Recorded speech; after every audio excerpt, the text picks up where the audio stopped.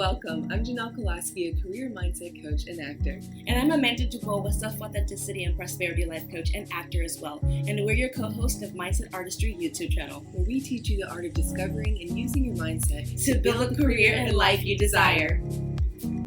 Well, that started out well. See, that happened to me. I know, it's really weird. We're going to try again. That's going in.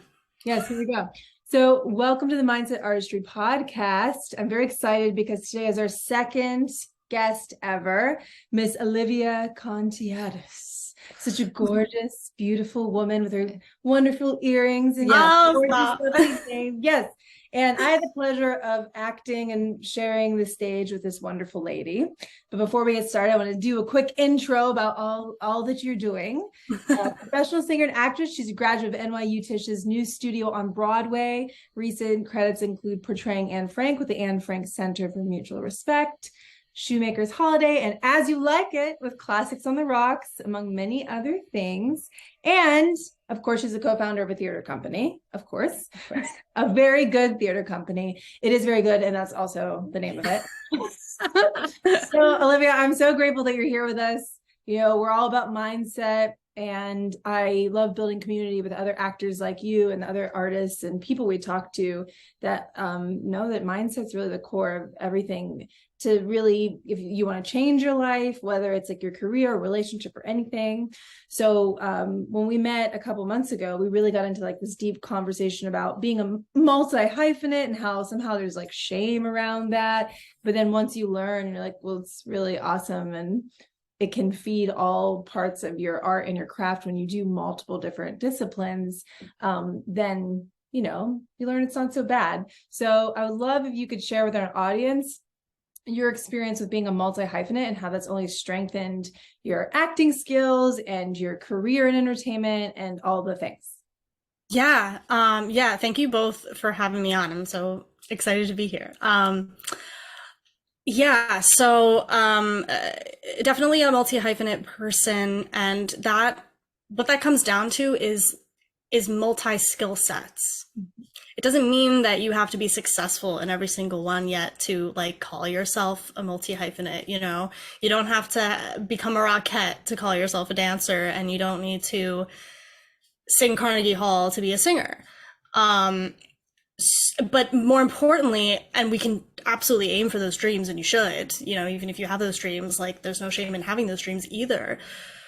But at the end of the day, what I learned, especially with the pandemic, so I was living in New York in the middle of Manhattan when this happened, and I'm from New Jersey, and my parents are still here, and you know, have the house that I grew up in and everything, and they were just like, come home, you know, be safe. And I realized pretty quickly, like, this is a good decision, because regardless of everything shutting down, it was very much you don't want to be stuck crammed in your little apartment. And I was lucky that I had the option to go home, so I did. But in doing so, you know, everything just shut, and it forced me to really think about, you know, what are the things in my life as an artist for jobs that can be sustainable. And then, because like reaching for the dreams, the shows come and go, the projects come and go. I mean, we're in a gig-based industry, like for artists like me. And so pinpointing like, what do I have as skills, but also what are the jobs, you know, what are the things that I could do? And I started to make a list, and I started to really come up with, well, I grew up singing in church, and I would love to sing in church again. And I know that those are paid jobs. And now I'm at a point in my life where I could go after those jobs, right? And people should take you seriously for that. That's a whole other conversation. But it's very much, you know, it's starting to go like, well, how can I monetize my skill set, and how can I grow my skill set for those reasons? And so I'm a big advocate for the, not just the multi-hyphenate, but the multiple streams of income. Like, I subscribe to the multiple streams of income.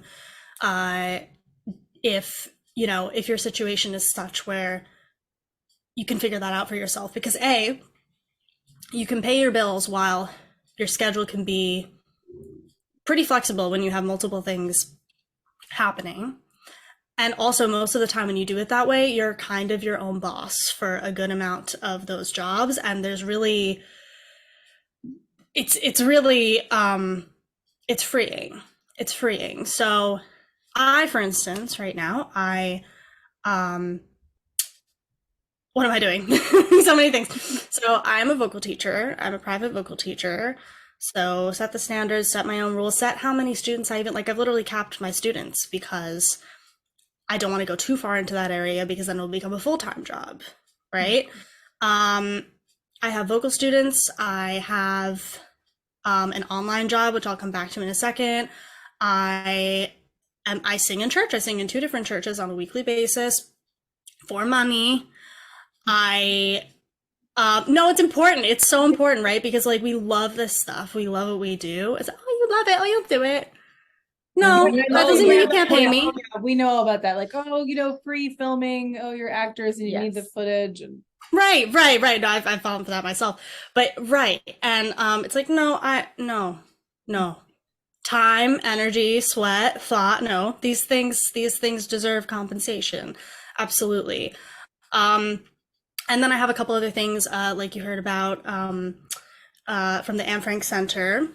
And if you look it up, it's Anne Frank Center USA or annefrank.com. And they do such amazing work and programs. And I've had the pleasure of performing as Anne with them in performances, but also teaching, being a teaching artist. And so what's nice is it's kind of like popping in and out of schools. But that sort of thing is more like a yearly basis, month to month sort of jobs coming in and going. So not as sustainable as the weekly to monthly other jobs. But I was saying to each of you at different points in time that the online job that I managed to get during the pandemic, that was a more practical side of like, oh, you could work from home and let me apply to data entry jobs and all these things. And I was kind of nerding about that too, because I was like, I could be good at data entry. I think I'd enjoy it, And the funniest thing, I didn't get any of those, even though I would have been able to do it. And at the beginning of the pandemic, so my mother is a harpist and singer. So I get it from artists in the family. And I've helped her do so many concerts over the years and weddings and setting funerals and setting things up, putting things down, and just sort of was in my nature to now gig like she was gigging. So it's nice. It's very full circle. But when the pandemic happened, we were like, how do we do a concert? How do we do things? How do we just do things? And so we all had to learn this thing called Zoom. And we were trying to do a concert with a harp through Zoom. Yes, that's the reaction. Yes. So, and so eventually we were like, okay, that's not working. And we don't want to sound bad, or we don't want people not to be able to hear the music. So we ended up doing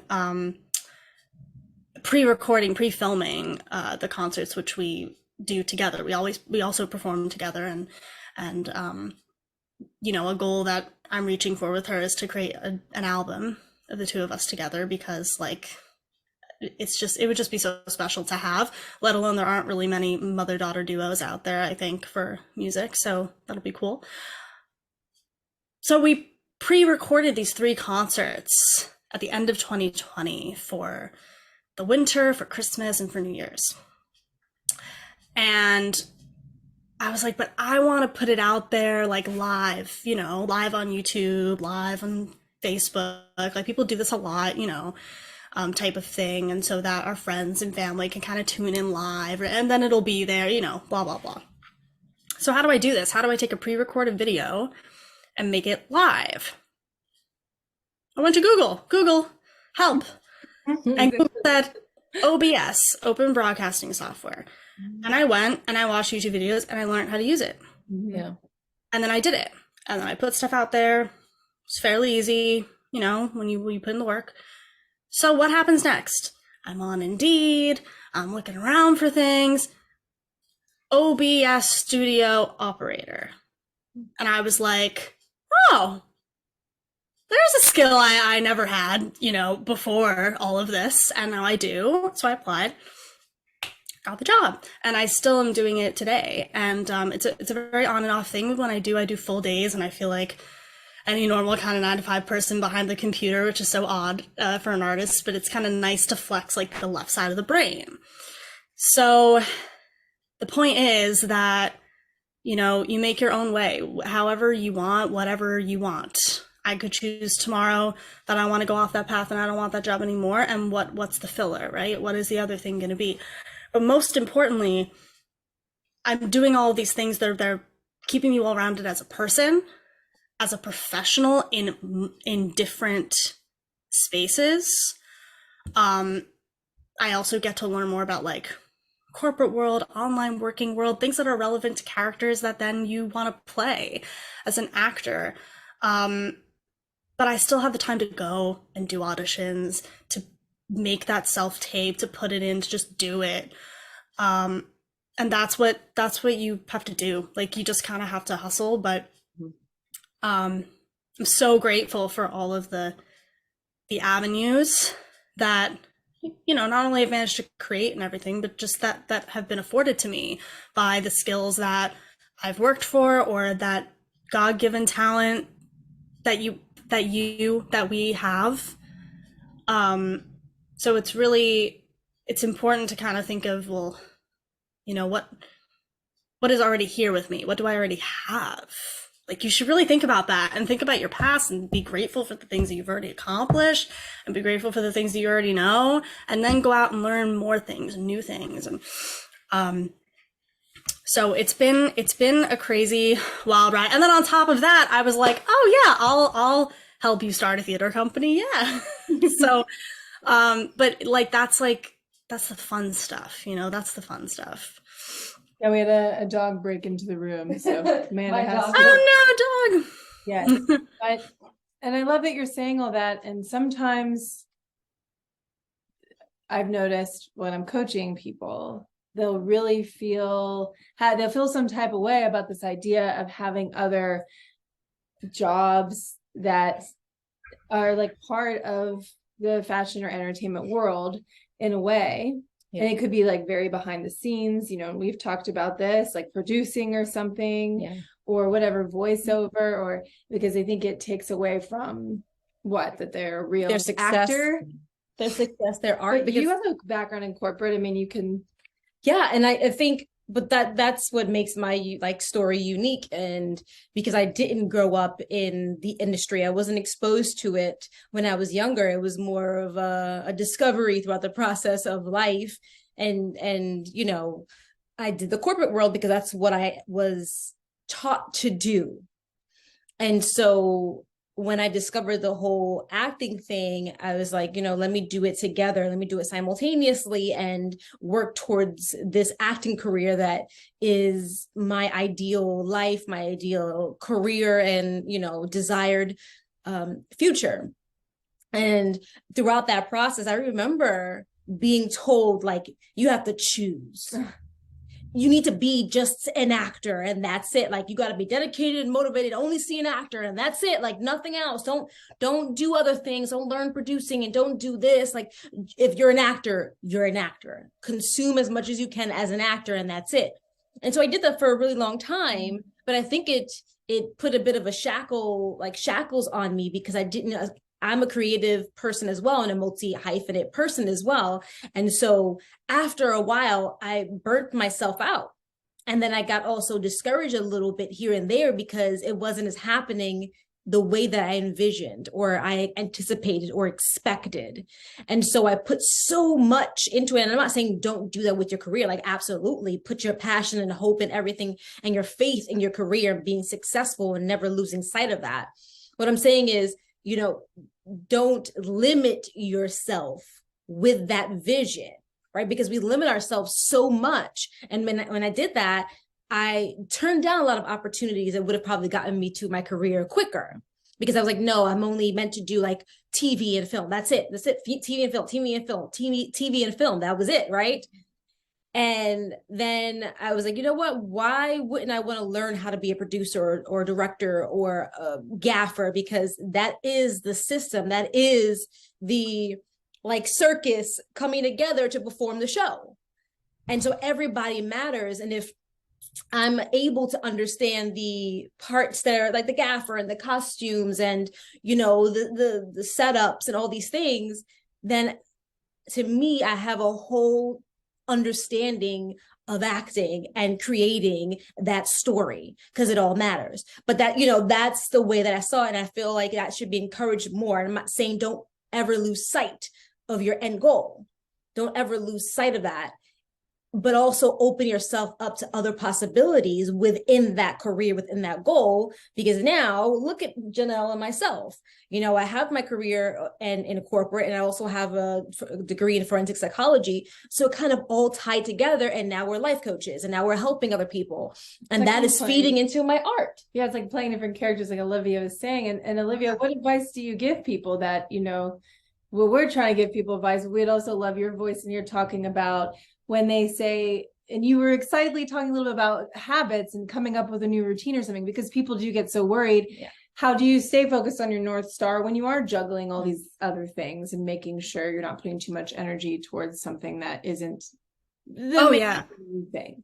Oh yeah. Well, this is so incredibly relevant to me right in this moment. No, like it couldn't even be more relevant. Basically, I mean, you know, when the pandemic, when everything was shut anyway, and there were so many questions, and there were, you know, we were sending self-tapes and learning how to do I did all of that. But now, you know, in the past 6 months, I found myself, now I had built this life, you know, this regular life with things happening. I was busy again. I'm somebody who's happy when I'm busy and, you know, have a lot of things going on, and that's not for everybody either. And this is what I wanted to actually, get back to, because thank you for sharing that, because like I felt that you know, part of what was so draining about that was just you not going with the flow, like not going with what naturally was happen, or what was meant to happen, because you were so focused on just staying with the lane that you thought, that actually you were resisting, you know, a lot of stuff that was naturally coming in towards you, and yes, could have been a good. And I had my own influences at my time as well. There were shows and things that even I had turned down at some point, also because of like the people in my life that I needed to, not like professional coaches, whatever, but like people in my personal life who I needed to purge from my personal life. And it's really, no, people can have a lot of undue influence, especially if they're not in the industry with you. And if they're not in it, it's, you gotta be careful. You gotta be careful with who you listen to. You need to have the people who are in the trenches with you doing it are the ones who you should seek the most advice from, you know, or those who have had experience. They're going to have their own experience, but my experience is that as I have, you know, built this regular way and everything, and as we have started to open up more and more and more, and now as of this January, equity auditions in the city for theater and everything, that, you know, they're back to live auditions, which is incredible. Like, I actually didn't know if that would ever happen, and I was really happy when it did, because I want to do live auditions. I'm sorry, I want to do live auditions. Maybe I'm just not a lazy person, I don't know, but it's not the same. It's not, I'm like, do you want to watch every single Broadway show on Disney Plus, like the Hamilton video, which doesn't do the show justice because you're not in the room experiencing it? Like, this is what theater is for. And I know I'm more of a theater nerd, so that's why I'm going on this rampage. But the more that it's opened up, the less I was doing to go towards my dreams. I was like, oh, now I'm busy. All of a sudden, now I'm trying to keep up with everything that I have going on. And that's why I capped the vocal students. That's why I haven't really cut down on much, which is good. I haven't had to, but it was like, get your butt in gear now. And also like reevaluate, okay, what are the audition materials for who I am now? And what do I want to bring in the room now? And how am I re-engaging that? Because I'm such an overthinker. I've always been an overthinker when it comes to material to bring in. Now, when you're a film and TV actor, don't really have to worry about this as much. You know, you get sides, you do sides. That's why I love that so much. And Janelle, you and I have talked about even when you have the scripted material for the thing, how you can always overthink things anyway. But, you know, with theater, if there are any theater folk out there, or musical theater, it's that first audition, it's up to you. It's your choice whether you walk in the room. It's your choice what you walk in the room with. And man, has that always been my biggest pitfall. Like, I will tell anyone, you put me in a rehearsal room, I don't care what role you give me, you're gonna be glad. Like, seriously, you know. But it's getting there. Mm-hmm. It's getting, and honestly, it's even just getting to the callback where then you get to do the material for the show, because then they really know whether you're right for it or not. But that first audition where it's just like, they just want to, they're meeting you, they're seeing you, they're hearing you. It's just as simple as that, but we make it so much more complicated, and we go, you know, oh my God, I have to bring in the right song for this, not just the show, but this part and this track, because it's like, they're not gonna, what, are they gonna applaud you? When you told me your theater company has helped you so much because you've seen so many auditions, and you were like, oh my God, it's fine. And oh no, Olivia. Uh-oh. Did we freeze? We did freeze.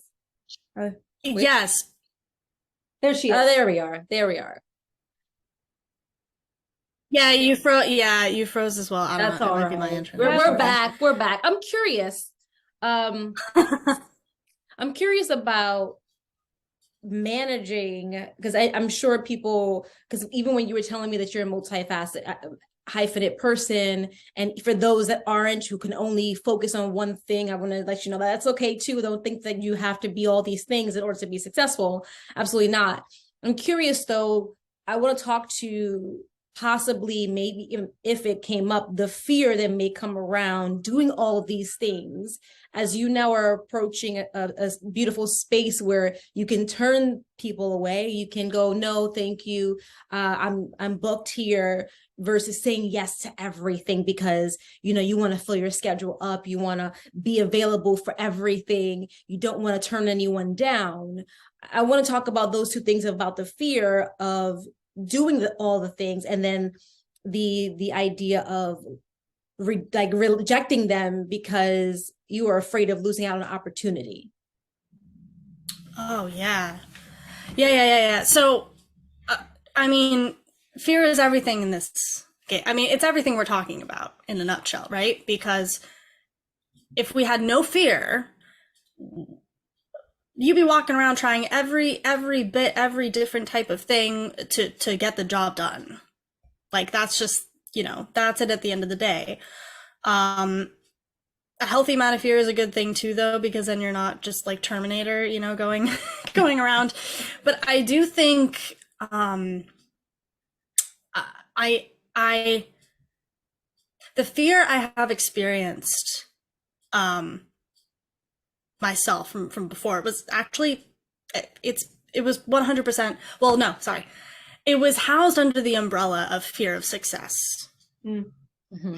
And part of me always had a hard time with like admitting that, because for me that wasn't exactly what it is. And then I eventually pinpointed that because I wasn't, you know, just throwing myself, going into auditions whenever I could, like I should have been doing, just bringing in whatever and singing, and, you know, and there was a fear there. But what I realized later on was that it wasn't so much the fear of success. I'm like, no, if I got the job, I'd be thrilled. Like, no, you know, and I would go do it. The fear was that it wasn't just going in and no, and not getting anything. The fear was that once I had gained some success in the area that I dream of, choose of, that wouldn't be sustainable. Mm-hmm. Or that once I do that first job or second job, that then, well, it's back to square one with everybody else standing in line. And the truth is, you do have to still obviously keep auditioning, even if you do well and people need to see. but they don't forget what you've done. You're not back to square one. God, like you meet more people and you're connected to more people and more people know your work. So you're never going to be, I'm never going to be where I am today, tomorrow. Like I'm going to continue to move forward. So I say that for those with any sort of fears surrounding like moving into a new domain because you're comfortable where you're at and you feel safe with where you're at. I mean, first off, fair that good for you that you are in a position that you have something that is sustaining you, that makes you feel safe. But ask yourself, how much in that safety, how much room is left for action towards your thing? Because and I think both of you were saying this earlier, this myth out there about, if you want to do the acting thing, you need to just do that, and you just need to hustle and fight and grab for and you can't do anything else and whatever. I had heard a similar thing, but it was the opinion of that was more so towards the idea of you come out of school, you become a waitress or a bartender, and that's what you do. And then, and to some extent I understood the thought process behind like the opinion of like, don't do that, because frankly, I've seen so many people where it's when you are in one of those jobs, you have to work so many hours just to pay the rent and feed yourself and all of that, that you are, you're exhausted and there's no room left. There's no room left to walk in the room and do the work. And so if that's where you are now, I'm not judging you for it at all. My God. But I just say, no matter where you are, what you're doing, like, is there room left? And really be honest with yourself, because if there's not enough room left to go after what you want or the career that you want, you need to make some changes. That's my opinion, because you're just then burnt out. Either it's like go with the dream and be comfortable and happy where you're at, or make the room. And there's a way. And just like I've said, I know I'm not the only one with stories like this. Oh, this happened to me, and then I went with the flow. And next thing I know, a year down the line, 4 months down the line, there's an opportunity that's there for that exact thing, that exact skill set that I just learned that 4 months ago had no relevance to my life whatsoever, except for this project or this thing. The other thing I want to touch on actually regarding fear was this, Amanda, when you and I chatted, we were like, you're saying about the fearlessness you saw.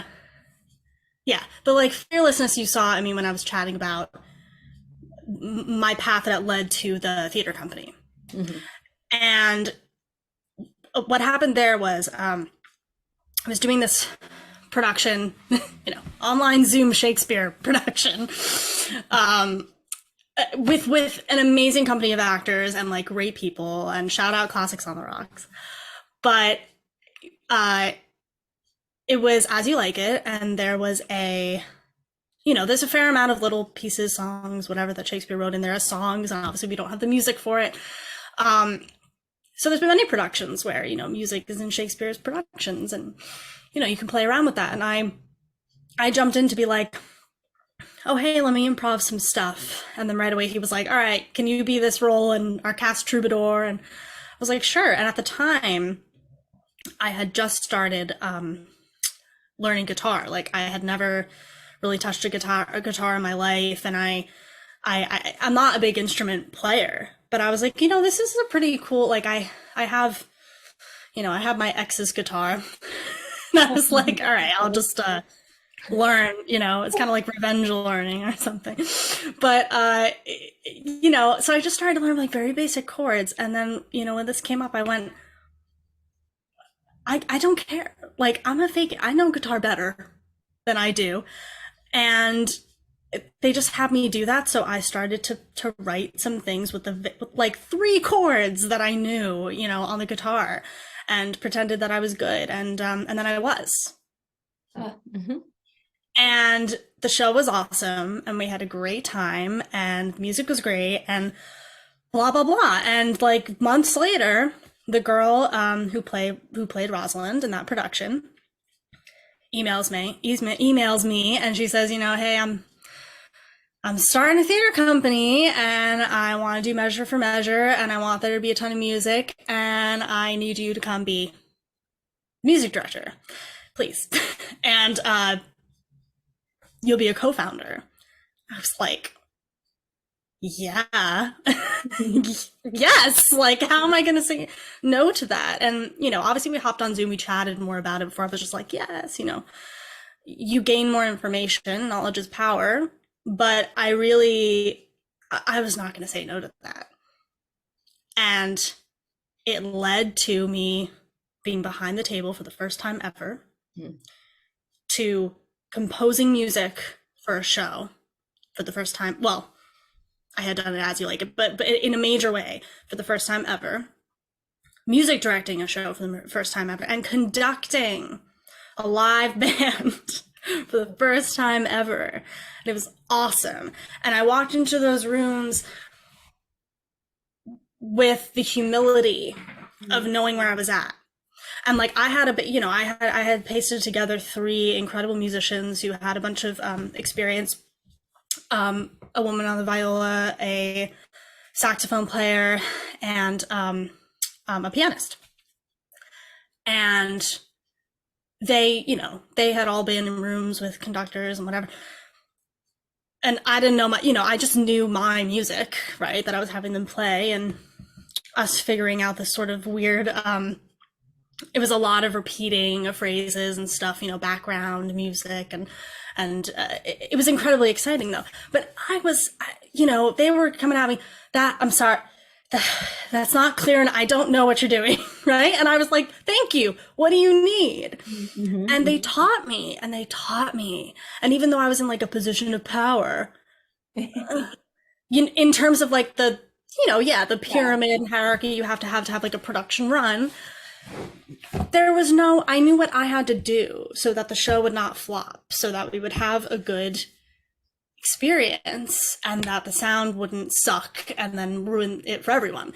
So it turned out great and amazing, and I trusted them because they trusted me, and because I was learning from them, and it was awesome. So a very good theater company did a production of Measure for Measure with live original music by me, and also a little cabaret sequence at the beginning, for which I did a version of Lizzo's About Damn Time. Ooh, and changed the lyrics around. Yeah, and she just won the Grammy. I know, yes.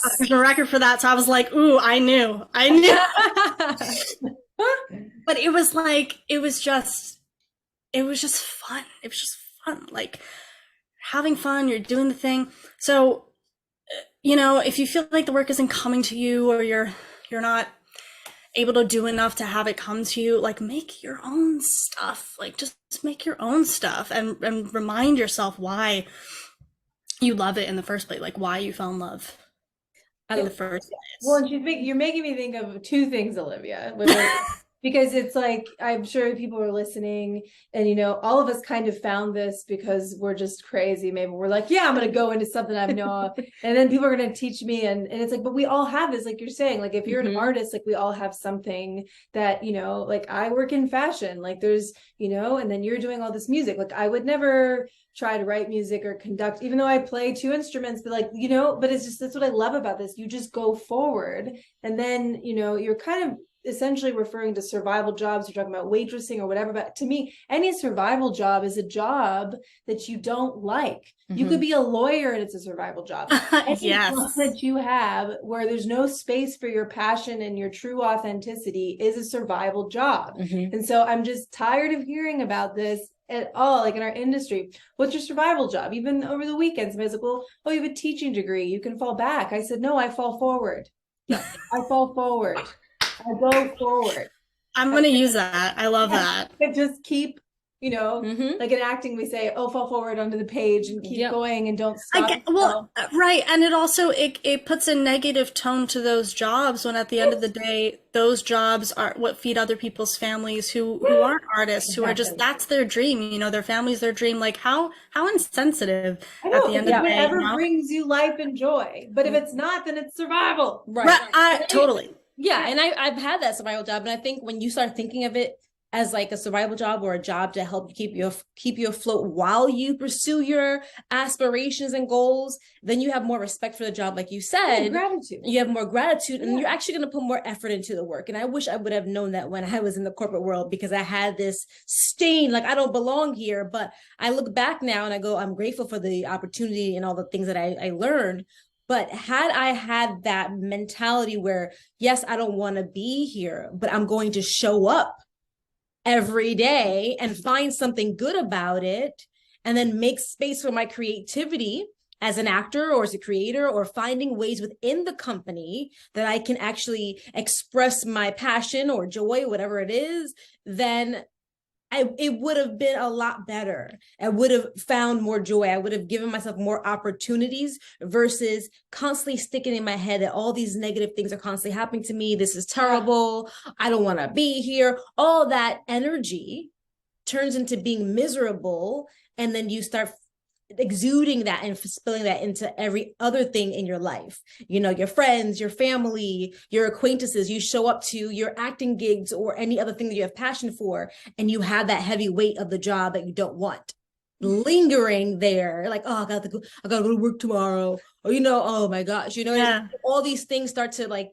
become an extra skin or a layer on you that you have to kind of peel away after a while, because if you don't, there's almost a stench that's attached to you when you go into the art that you love, because they're like, something a little off about this person. They're great, but I don't know what it is. And that's what it is. You're exuding that, like, whatever that energy is, and then you're blocking yourself. Yeah. Well, you're not then showing your complete true self. Right. Exactly. Casting cannot judge or pick you based on you. It's so you're actually blocking that opportunity, even if somebody else would have ended up being, you know, more of the right fit anyway.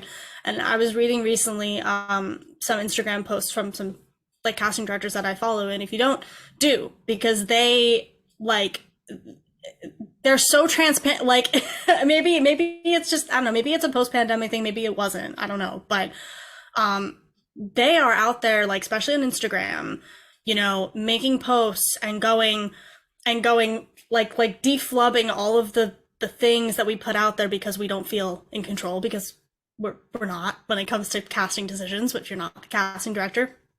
And they're like, we're not trying to only cast TikTok stars, I promise. Like we're not, you know, and they just like tell you about their process and about the decision making. And of course, each of them are different as well, which, you know, complicates it. But she talked about, you know, sometimes like you can't quite explain how, like if you're continually, you know, getting callbacks and getting pinned for things and stuff like that, and but you're not quite like there, you know, getting the job and doing it, and, you know, it's kind of like, well, what's that extra thing that maybe I'm not doing, you know, and just basically, well, it's oftentimes like at that point you're doing the work, you're doing everything right, you're just, it's like it's a vibe, it's a feeling.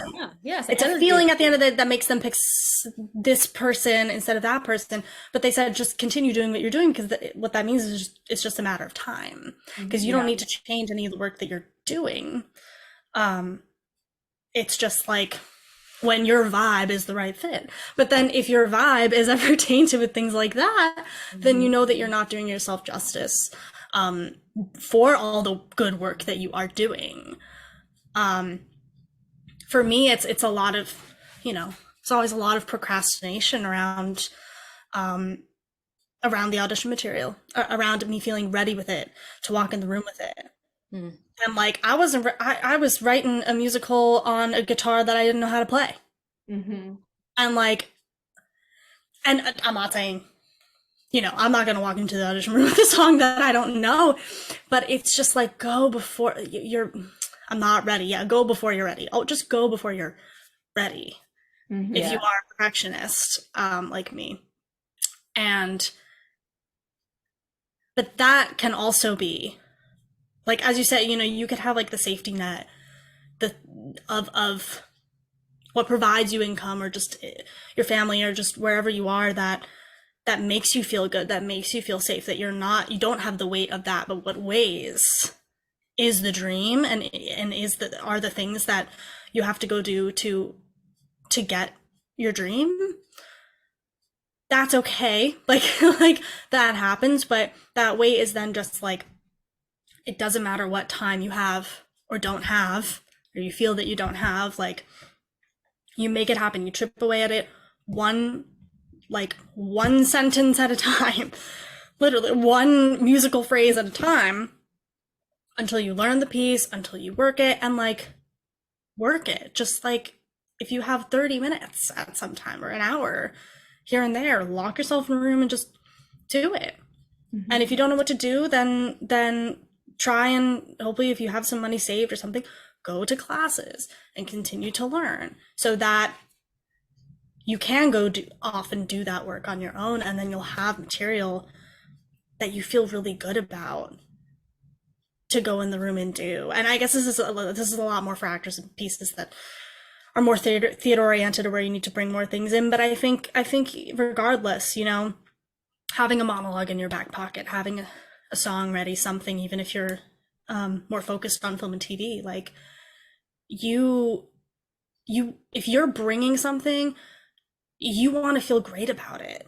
And like, every day is going to change, and you're going to, but when it comes to the material and the way that you have prepared it, and also what you're choosing, like, throw away the song that you've been working on for 10 years because your vocal teacher 10 years ago told you to do it. Yeah. Unless it's something I'm singing, I'm continuing to sing this because I love it. Okay. Ignore me. Right? There's a song that that's in my audition book that I love to sing, that was assigned my freshman year of college, assigned to my friend and not me. I didn't know it, right? She started singing it. I was like, and it's so funny because I think back to then, and because we all had our assigned songs and everything, I would have never thought of like picking up that song and learn. I didn't pick up that song and learn it until years later. And then it was like, why?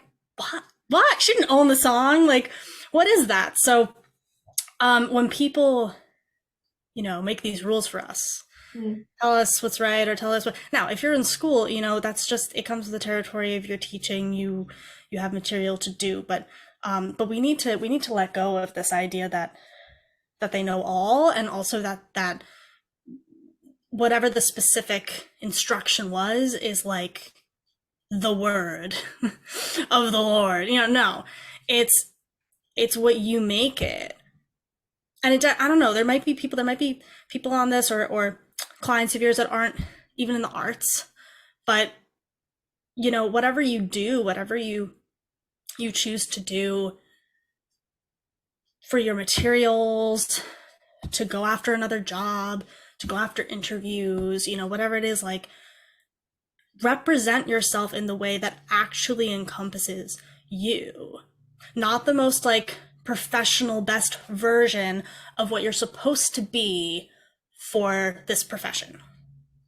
Yeah, I agree with you. I think working with other casting directors and talking to people, they want your unique version of this character. They want you to bring you to these characters or the story, even though they want to tell a specific story. You hear it a lot with like TV shows in the writing room, like, oh, we casted this amazing actor, and then we change a little bit of the character to represent like their creative arts in their real life. Like, oh, wow, we found out that this actor sings well, so we incorporated that activity or that creative aspect in the character itself, because it brings out the best of that actor. And I think when it comes to material, and whether you're theater, TV, film, commercial, industrials, animation, voiceover, whatever it is, I think work on material that not only challenges you, but excites you and brings out the variety of you. You understand what I'm saying? Like, don't just be a one note type of monologue or one note of a scene. You want to show the variety of your skill set and your passion for it within that piece of work. And that's why it's really important to continue to find people to work with. Like you said, Nell and I, we at one point, one year, we were just constantly like working on material, like, oh, hey, let's work on this and do that, just cause it was a way for us to be creative. It was a way for us to work the muscle. It was a way for us to just stay active as actors, even though we weren't working in the sense of every day being on set. You can work as an actor without being on set or being a part of a TV show or being a part of a movie. You can be a successful actor and still, you just got to do it. You got to define the work. And then with that comes creative, like creating your own work, like you said, and creating these groups. You never know what can happen by you picking up all these scenes and working with somebody. You start your own group, a scene study class, or, a cold reading and producing that in front of people and doing these Zoom. There's so many opportunities, and there's always a way to be creative and work in your career as an actor or host or anything like to that nature, as long as you allow yourself to be open to, again, the possibilities and the options. I think we get so scared that we can limit ourselves, right? We are afraid of limiting ourselves, so we try everything. And that can hinder us as well because we're never quite focused on one thing. Right. I've been talking about that this year, like finding the identity, like, okay, like for myself, what are you doing, Janelle? Yeah. Because my 20s, I've tried more than most people in their lifetime, I think. It's actually in my human design and my horoscope chart, all the things I would try and I report back and whatever. It's pretty funny. It's wildly accurate. But just like that's been the thing, the identity, like I am an actor, whether, I'm on the TV or what, it doesn't matter. It's like, and then because even today I've listened to this book, Atomic Habits, and we were talking about habits before we started recording, and just people make goals, and I believe in goals, but it's really comes down to systems of meeting the goal, which systems break down to habits. And it's always like, okay, so if I'm a working actor, what habits does a working actor have? Well, they bring authenticity to their work, and they know that they deserve to be in the room, and they know that this is their life and their career, and they don't care what anybody says. Right. It's like, that's this habit. Or as like having a podcast or hosting or a theater company, it's like, what do we do? And so I've been learning that until you accept it as an identity and you share with the world, it's your identity. You can't let anybody touch it. You're like, you can't tell me what I am. I know what I am. That's when things start coming to you. Like, that's when this work starts, because it's like you're not like hiding. Yeah. You're embracing the identity of what you truly want boldly. Yeah. And vulnerably as well. Like humbly. You're being vulnerable in that space. Just like, here I am, and this is what I'm doing. And what does that mean? Well, being the multi-hyphenate, or I'm going to write a song knowing 3 chords and now I'm killing it with Lizzo. Like, it's just the boldness. Lizzo, if you hear this. Yes, right? Lizzo, you'll be tagged in this. Yes, it's the truth. I think the boldness, the humbleness, being vulnerable and admitting that you don't know everything. So and that's the beauty, is that when you realize that you don't know everything, you don't have all the skills, you liberate yourself. Yeah, but you're like, I'm here to do it. Right. You're liberating yourself, and you're being free to try it. Trial and error. That is a part of life. You're going to fail. It's just inevitable. But I don't see it as failure. I see it as bumps in the road, opportunities to learn and lessons and all the things like, well, I guess that's not for me. I'll let somebody else do that, and had I not come to these realizations, I don't think I would be an actor. I don't think I would be life coaching. I don't even think I would be in a podcast, because Nell and I just came together and said, well, let's just start doing lives on Instagram. Let's just try it out. Let's see what happens. Let's see who shows up. Let's see if they like us. And then people started showing up, and it's like, all right, well, this is fun. I enjoy it. We love doing it. And then we're like, well, let's do a podcast. And then we did it. And then let's do YouTube. So we just kind of like going with it.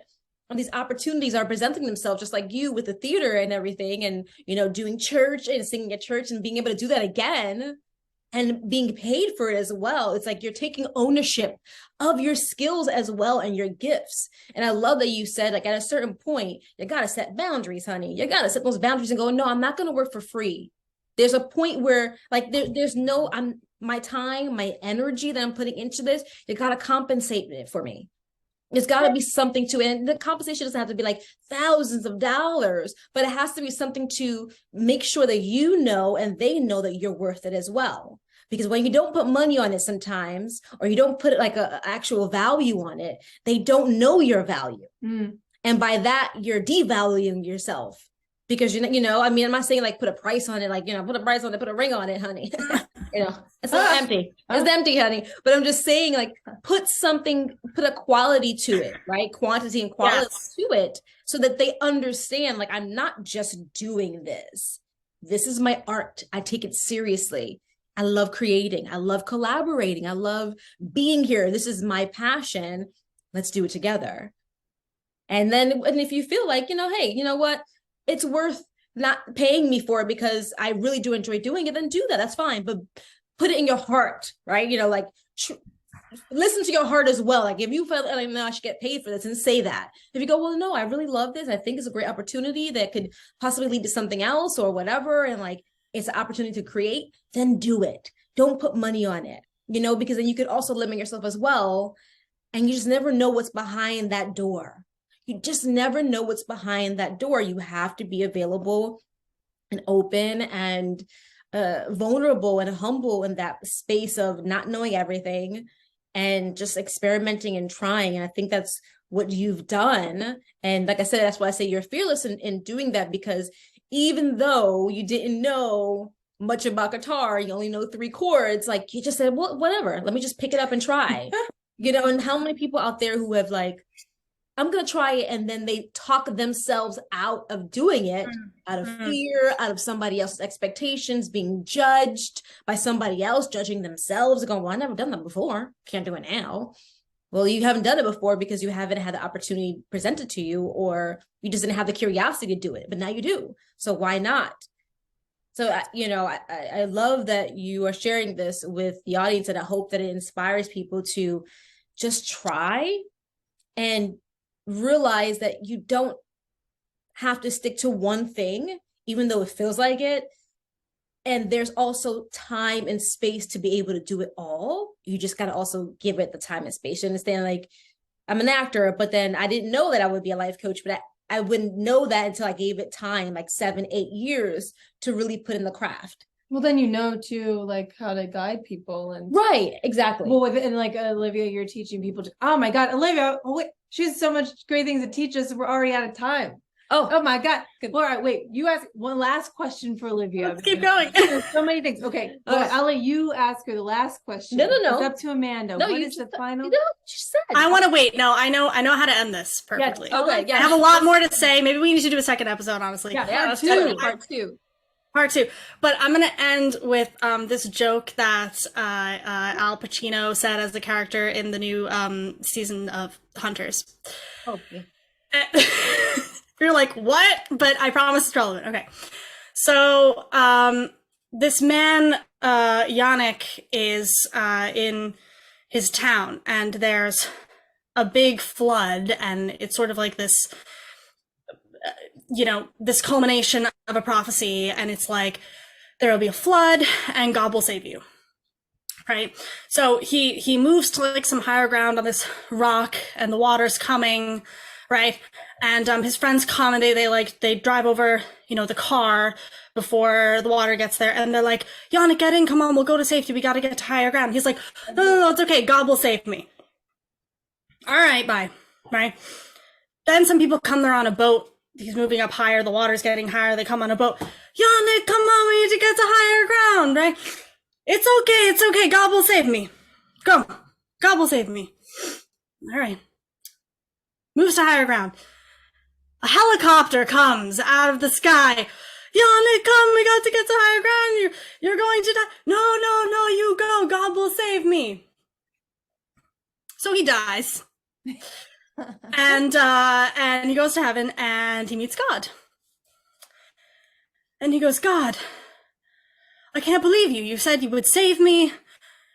God turns to him. He goes, the fuck you want from me? I sent you a car.